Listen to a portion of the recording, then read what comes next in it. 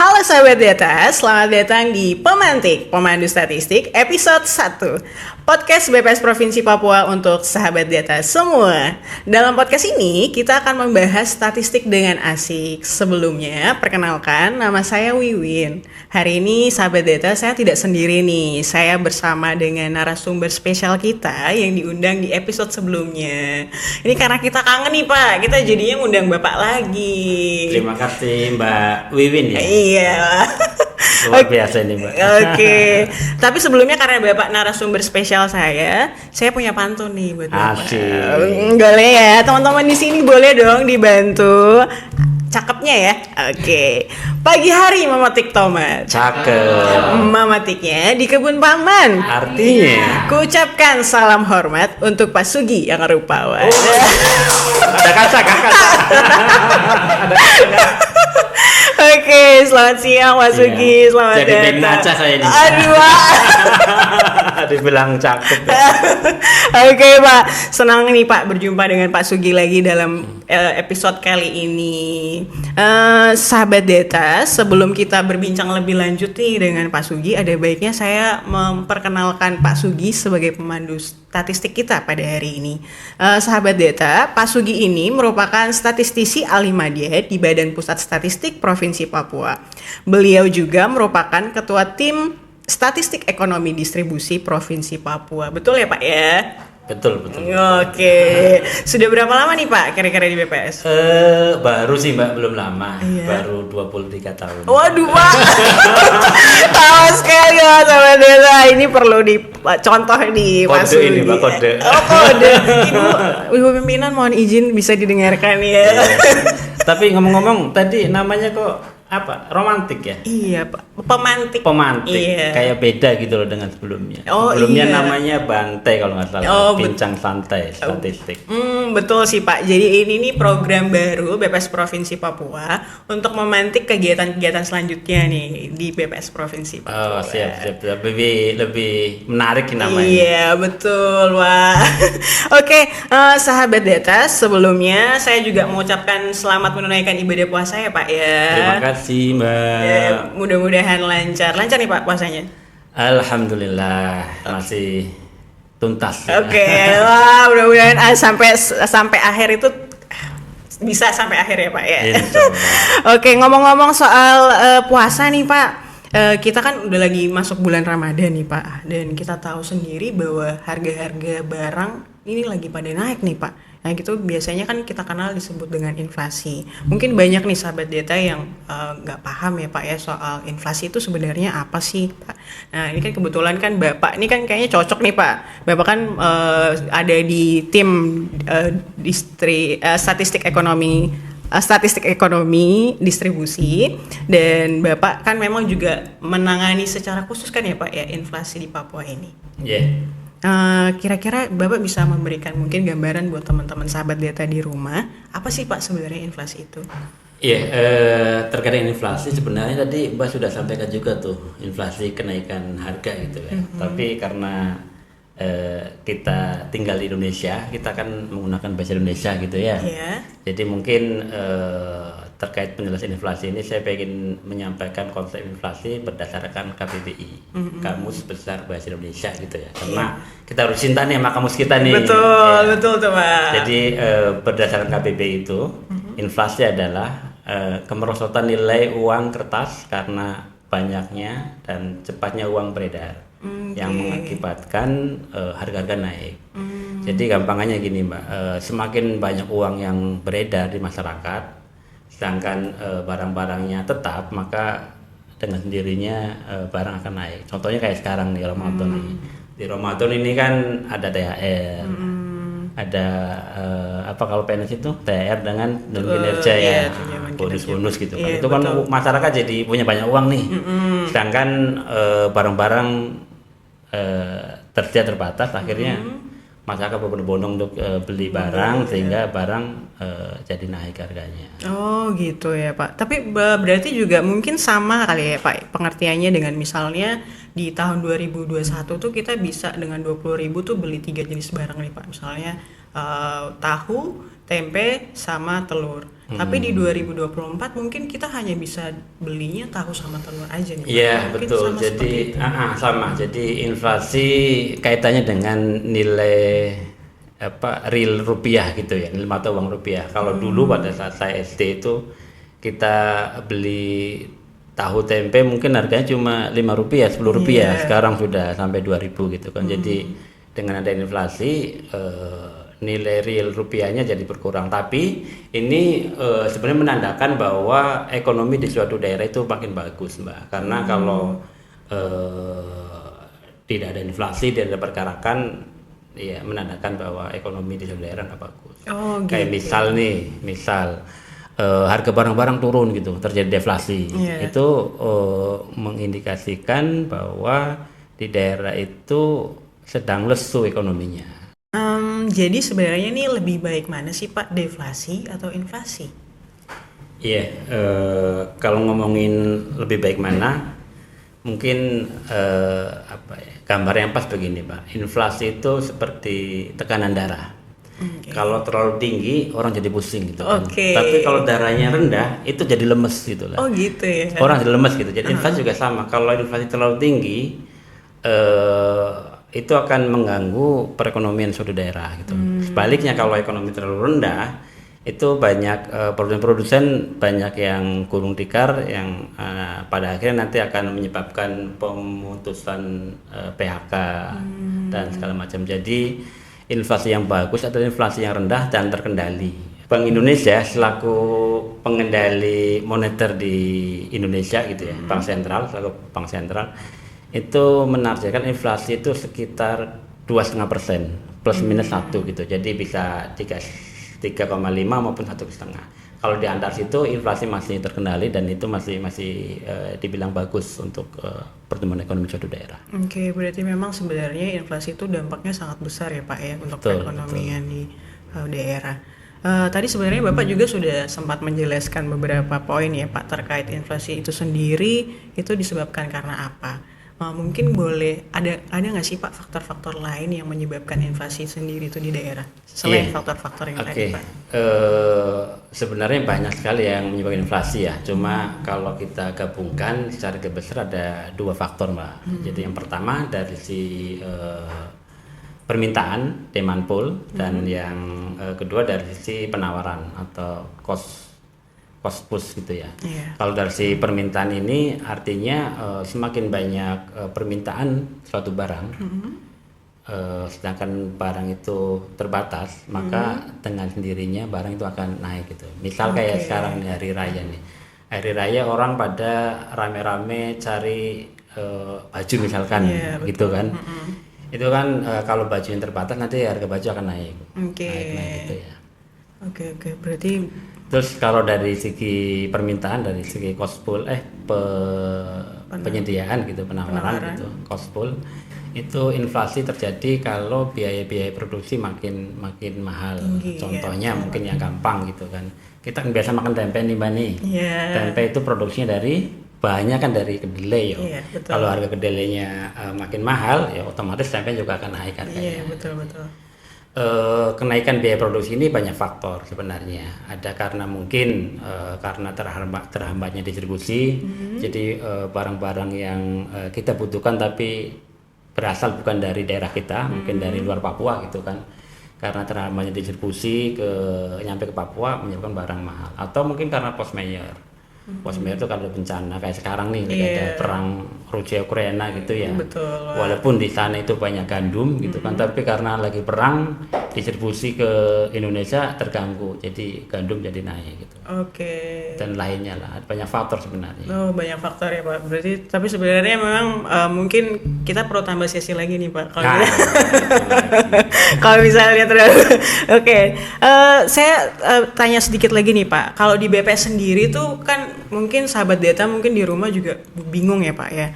Gimana sih Pak BPS sendiri untuk mendapatkan data inflasi itu? Iya, inflasi itu kalau secara teoritis gitu ya, itu adalah pergerakan suatu indeks, Mbak, namanya indeks harga konsumen. Nah, untuk mendapat indeks harga konsumen ini ada 4 komponen yang penting ya, 4 komponen utama. Yang pertama adalah tahun dasar. Jadi inflasi ini kan kita pengen motret pergerakan harga, Mbak ya. Iya. Kalau kita mau motret perubahan harga, tentunya kita butuh tahun berapa yang jadi acuan. Betul. Tahun berapa yang jadi acuan. Jadi yang menjadi acuan ini menjadi penting agar harganya itu bisa terbanding antar daerah gitu. Iya. Jangan sampai misalkan kalau di Papua dengan tempat lain acuannya berbeda, itu kan jadi nggak bisa dibandingkan. Jadi tahun dasar itu menjadi penting. Yang kedua adalah barang-barang apa aja yang mau kita cek harganya, mau Bandingkan kita gitu ya. lihat perkembangannya, atau istilahnya kalau di IHK itu namanya paket komoditas. Oke. Jadi kita kan makan setiap hari makan banyak jenis gitu ya, yang kita pakai juga banyak nih. Betul, Pak. Apakah semua ini mau kita ukur harganya setiap minggu, setiap bulan atau tidak? Jadi untuk mengetahui, untuk mengukur inflasi itu ya satu tadi tahun dasar, yang kedua adalah jenis komoditas yang mau kita ukur setiap bulannya. Oke. Dan itu harus apa namanya? Harus paten ya, apa namanya, konsisten. Kalau misalkan tahu bulan ini, bulan Februari misalnya gitu, kita mau mengukur 300 komoditi, berarti di bulan Maret juga sama. 300 komoditi yang harus diukur terus. Jadi konsisten. Oke, berarti tahun. Yang ketiga tentunya data harganya gitu ya. Data harganya itu perlu kita kumpulkan setiap minggu, setiap 2 minggu maupun setiap bulan gitu ya, tergantung jenis barang dan jasanya. Kalau makanan berarti kita kumpulkan setiap minggu nih, yang beras segala macam gitu ya. Gitu. Oke, Pak. Dan yang keempat ya, itu untuk mengukur IHK, yang komponen yang penting adalah terkait dengan bobot suatu barang. Komoditasnya ya. Bobot komoditas, atau istilahnya kita namakan dengan diagram timbang gitu ya. Jadi gampangannya gini, Mbak. Misalkan Mbak kita tanya, Mbak, seminggu ini makan apa aja sih? Apa yang dibeli? Dari beras, minyak, sayur, mungkin sampo segala macam gitu kan. Itu nanti di shot pengeluaran yang paling banyak apa? Yang paling banyak apa gitu kan, sampai yang paling sedikit. Jadi total bawah 100% gitu ya. Berarti ada Jadi persentasinya gitu, yang Pak, paling ya? banyak itu bobot yang paling tertinggi berarti. Lalu kalau terkait dengan kota inflasi sendiri itu sebenarnya artinya apa sih, Pak, kota inflasi? Dan kalau di Papua sendiri tuh yang masuk kota inflasi apa aja tuh, Pak? Iya, masuk kota inflasi adalah kota yang tiap bulannya dihitung inflasi kali ya, kota SPH. Jadi kalau kita lihat data, Mbak, inflasi itu dihitung kalau dari tahun 2023 ke bawah itu di 90 wilayah di Indonesia. Cukup banyak ternyata. Tapi sekarang tahun 2024 itu ada penambahan 60 wilayah. Banyak. Sebagai kota inflasi tambahan gitu ya. Jadi kalau di total ada 150 wilayah. Untuk di Papua sendiri ada 5 wilayah kota inflasi, kabupaten inflasi gitu ya. Yang pertama adalah kota Jayapura, yang kedua itu Merauke sebagai ibu kota provinsi Papua Selatan, yang ketiga itu Nabire sebagai ibu kota provinsi Papua Tengah gitu ya, dan Jayawijaya, serta yang terakhir adalah Mimika gitu ya di Papua Tengah. Mungkin ini, Mbak, jadi pemerintah kan saat ini sedang ada kebijakan reformasi birokrasi tematik gitu ya, di mana pengendalian inflasi merupakan tujuan dalam reformasi tematik tersebut. Sedangkan IHK atau inflasi itu kan dihitung hanya di sekitar 150 wilayah saja. Indonesia kan luas ya, lebih dari 300 kabupaten kota. Untuk kabupaten-kabupaten yang tidak dihitung inflasinya, itu ada proxy indikatornya. Jadi ada indikator perkembangan harga yang dirilis setiap minggu, Mbak, ada. Jadi selain inflasi ada juga sebenarnya indikator harga yang dirilis setiap minggu dan setiap bulan tentunya gitu ya. Indikator harga ini dihitung untuk wilayah-wilayah non inflasi gitu ya. Jadi kalau di Papua misalkan ada 5 wilayah inflasi, berarti sisanya 24 sisanya itu dihitung IPH-nya, indikator perubahan harga. Yang datanya itu dikumpulkan oleh teman-teman dari Dinas Perdagangan di kabupaten kota. Oke. Datanya dikumpulkan oleh Dinas Perdagangan, kemudian diinput di sistem Kemendag, dan BPS membantu untuk menghitung IPH per minggunya. Gitu, Mbak. Oke, berarti memang sebenarnya tidak semua wilayah menjadi kota inflasi begitu ya Pak ya. Dan memang itu dipilih karena memang mungkin kondisi di wilayah tersebut lebih stabil ya Pak ya secara perekonomian. Mungkin ada jadi pemilihan wilayah tersebut menjadi wilayah inflasi atau bukan, yang pertama adalah wilayah perkotaan gitu ya. Kalau perkotaan itu menjadi sampel SPH kita seperti itu. Yang kedua adalah ibu kota provinsi. Ibu kota provinsi. Yang ketiga bisa jadi karena PDRB di wilayah tersebut, ekonomi di wilayah tersebut itu cukup tinggi dibandingkan wilayah sekitarnya. Oke. Oh begitu. Ada beberapa kriteria lah kenapa wilayah itu dihitung inflasinya atau tidak. Oke, berarti kita sahabat data nih, wah berarti memang tidak semua kota menjadi kota inflasi. Kalau kita lanjut lagi nih Pak, kalau di Papua sendiri nih Pak, terkait dengan apalagi sekarang bulan Ramadan ya Pak ya, kondisi inflasi di Papua itu seperti apa sih Pak? Iya. Kalau kita lihat series data gitu ya Mbak, series data beberapa tahun yang lalu gitu ya, setiap Ramadan itu memang terjadi inflasi di Papua gitu ya. Bahkan kalau kita bandingkan antara Ramadan dengan Natal dan Tahun Baru gitu, ternyata inflasi yang tertinggi puncaknya itu di Papua di saat Ramadan ini gitu. Saat Ramadan ini. Jadi memang dengan tahu data ini harusnya menjadi warning bagi pemerintah gitu ya, agar di saat Ramadan Lebaran nanti, menjelang Lebaran gitu kan, inflasi tidak terlalu tinggi. Okay. Ada beberapa komoditas sebenarnya yang menyebabkan inflasi tinggi gitu ya, di Ramadan sebelumnya gitu. Yang pertama, ini angkutan udara menjadi penyumbang tertinggi inflasi di menjelang Idul Fitri ini. Dan biasanya kalau Ramadan itu banyak orang yang pengen pulang kampung gitu ya. Betul. Jadi rame-rame pada beli tiket, dan maskapai juga ini kayaknya ngambil untung-untungan ini. Iya, gitu dulu kan. mahal Pak, tiketnya kan, mohon maaf. Ini kita kalau dari Jayapura ke Jakarta tuh sama kayak Jakarta ke Jepang katanya. Oh gitu Pak, saya mendingan ke Jepang kalau gitu Pak. Itu lagi. Oke. Tiketnya lumayan, 5, sekian gitu ya, satu kali jalan. Aduh, terkuras sudah. Itu berapa kali gaji ya? Iya Pak, jangan dibongkar di sini ya Pak. Mohon Sekian maaf. persen gitu ya, aduh. Kita nih merantau nih Mbak nih. Kita Betul. merantau sudah saving segala macam, begitu pulang kampung habis Mbak. Oh iya, mulai dari nol ya Pak. Curhat ini curhat. Oke Pak.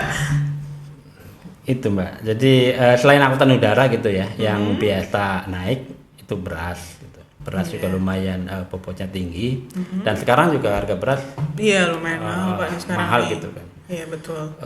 Kemarin belanja istri saya itu satu yang 20 kilo sampai 350 Mbak. Waduh, uang bulanannya nambah lagi nih Pak berarti ya? Kalau uang bulan kan sudah paten gitu. Oh gitu ya Pak ya? Wah nggak bisa nambah dong Pak. Oke Pak. Aduh, mau bongkar-bongkar dapur nggak enak juga ini. Oke Pak. Terus apa lagi nih Pak, gimana selain itu? Selain itu kayak cabai juga ikut naik. Oke. Cabai gitu, cabai rawit. Pokoknya banyak barang-barang yang didatangkan dari luar Papua itu Cukup mahal ya? cukup mahal kalau menjelang Ramadan. Kalau yang asli barang produksi lokal gini ya, kayak ikan tuna itu kan, ikan cakalang itu mahal tidaknya biasanya pengaruh ada ombak atau tidak gitu. Pada saat nelayan tidak bisa mencari ikan di laut karena angin, ombak gede, ya itu akan harga ikannya mahal, betul Pak. Oke. Itu sih Mbak. Oke, itu ya berarti memang kondisi inflasi di Papua memang pada saat Ramadan atau menjelang Lebaran itu juga menentukan kondisi inflasi di wilayah Papua. Menarik nih Mbak nih. Kalau kita lihat series data ya, setiap bulan per tahun itu. Jadi puncak inflasi itu di 3 titik. Oke, apa aja tuh Pak? Yang pertama di Lebaran paling tinggi gitu Lebaran. ya. Yang kedua saat Nataru. Yang ketiga saat liburan sekolah. Oh, duh. Jadi musiman gitu ya. Iya, 3 betul, bulan Pak. musiman. Ha. Jadi saat Lebaran, Nataru, musim sekolah itu kalau lihat grafiknya Iya, itu betul. Nah, cukup tinggi ya, cukup Pak. tinggi. Oke. Wah, cukup banyak nih sahabat data ternyata yang kita dapat ya. Kalau menurut Bapak sendiri, kan kita ini bahas inflasi nih podcast hari ini. Manfaat kita mengetahui data inflasi itu apa sih, Pak? manfaat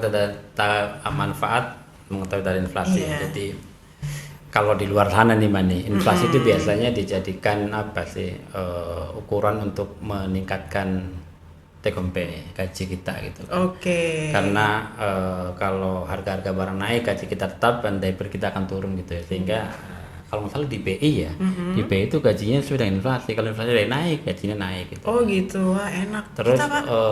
itu lagi di kita Mbak. Belum ya Pak ya? Saya kadang berpikir loh Mbak, kita yang ngitung inflasi Oh, tapi kita yang nggak naik Pak, aduh. tapi nggak mau kita hitung untuk kita itu. Tapi ini sensor nggak ya? Aduh Pak. Oke Pak, terus apa lagi nih Pak? Iya. Kalau kita lihat apa ya, perhitungan UMR gitu ya, UMR salah satu indikator yang dipakai untuk ngitung UMR itu ya inflasi. Oke, inflasi. Selain itu Pak, Selain itu apa lagi Mbak ya? ya mungkin buat selain kan itu buat ini ya, buat kita yang udah bekerja nih Pak. Mungkin kalau yang buat teman-teman yang lain nih buat apa? Mungkin nambah ilmunya kayak atau apa gitu. Oh iya. Iya kalau nambah ilmu Jelas. podcast romantik ya jelas gitu. Apa namanya? Romantik lagi. Pemantik Pak. Pemantik. Bapak maunya romantik terus sih ada Pak. rokok romantik kayaknya. Iya Pak, oke. Tapi lebih puasa Mbak yang boleh ngerokok ya. Oh iya, belum Pak, ntar Pak minum ya. Oke Pak. Iya. Di inflasi ini sebenarnya ini Mbak apa atau ada plus dan minusnya gitu ya yang tadi saya sampaikan. Kalau kita punya hutang di bank misalkan 100.000 gitu, saya punya hutang ke Mbak Wiwin 1 juta tahun 3 tahun yang lalu. Oke. Dengan ada inflasi itu sebenarnya hutang saya jadi berkurang Iya betul. nilainya gitu. Iya. Mbak Wiwin rugi. Iya betul. Saya Itulah rugi, Pak. mengapa kalau kita pinjam di bank pasti ada bunga karena kita minjem di bank itu kan ada angsuran tuh. Betul Pak. Dilunasin sekian tahun gitu ya. Makanya agar bank tidak rugi, maka perlu ada penambahan bunga itu. Oke. Walaupun di agama saya Tidak boleh. tidak Ya? boleh Oke. gitu kan. Harus ada perjanjian apa? Bukan bunga istilahnya ya, bagi hasil gitu. Ya. Oke.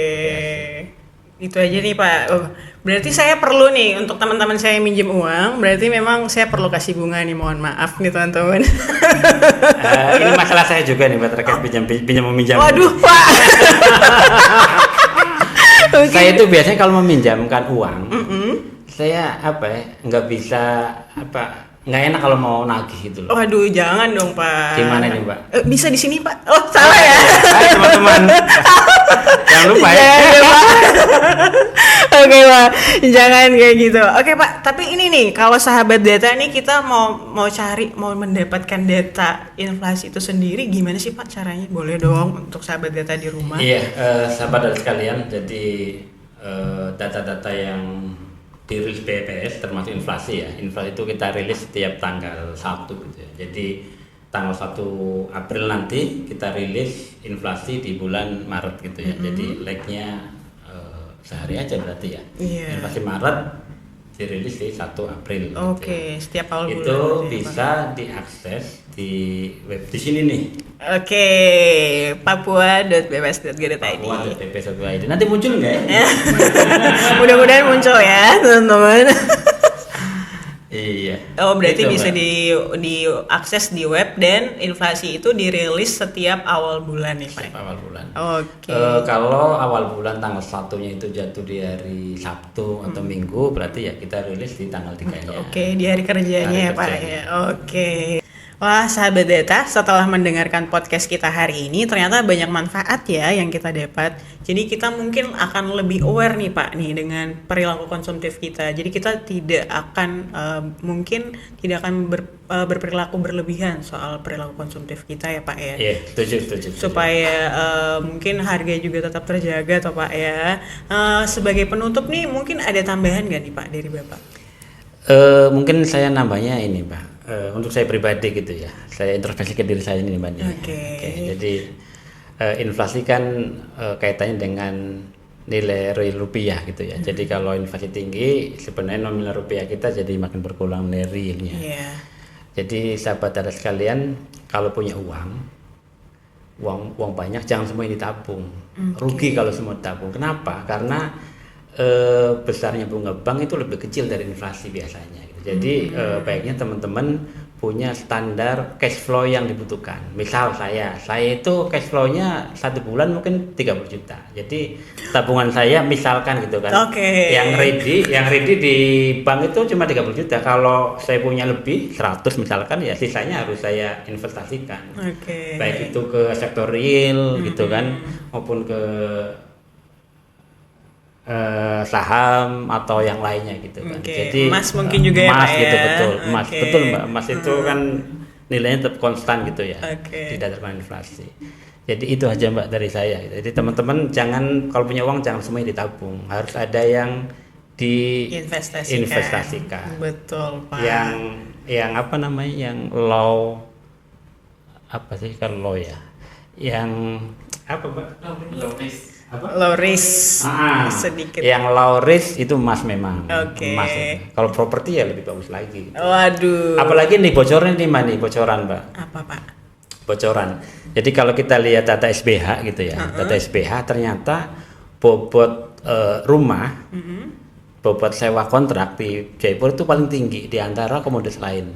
Artinya gitu. Apa? Artinya perumahan di Jayapura ini menjadi komoditas yang prospektif lah intinya. Kalau kita punya usaha di situ. Aduh, berarti saya harus ini ya. Usaha properti ya Pak ya. DP-nya lebih cepat. Bisa lihat Bapak nih Pak. boleh. Wah, sudah cukup banyak nih ternyata ilmu yang kita dapat hari ini terkait inflasi nih sahabat data. Terima kasih banyak Pak Sugi untuk materi hari ini ya terkait inflasi. Ditunggu untuk episode berikutnya ya Pak. Oke sahabat data, mudah-mudahan melalui bincang santai hari ini sahabat data mendapatkan ilmu yang baru nih terkait inflasi. Nantikan kami di episode-episode selanjutnya. Karena tadi saya pakai pantun, kayaknya kurang etis nih kalau saya nggak pakai pantun Pak. Oke, saya kasih pantun nih ya, dibantu ya cakepnya teman-teman di sini. Burung cantik, burung cendrawasih. Cakep. Hanya ada di Papua. Artinya. Cukup sekian dan terima kasih. Semoga bermanfaat untuk kita semua. Sampai jumpa di episode selanjutnya teman-teman. Terima kasih.